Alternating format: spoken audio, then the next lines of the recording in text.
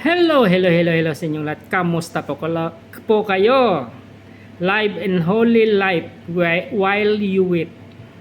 Mamuhay ng banal habang naghihintay.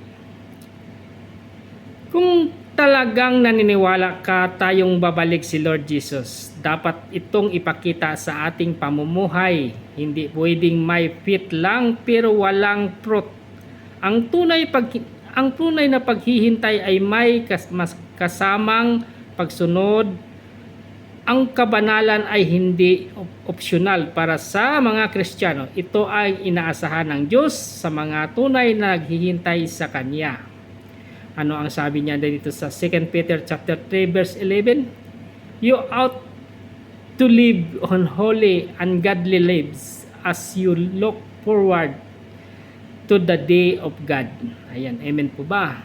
God bless us all. Ingat po lagi kung ano man ating ginagawa. At thank you sa ating nanonood. Shout out sa ating mga follower and listener. Mga new followers natin, shout out sa inyong lahat. Pasensya na po kayo kung hindi ko kayo mabati isa't isa. Ingat lagi. God bless.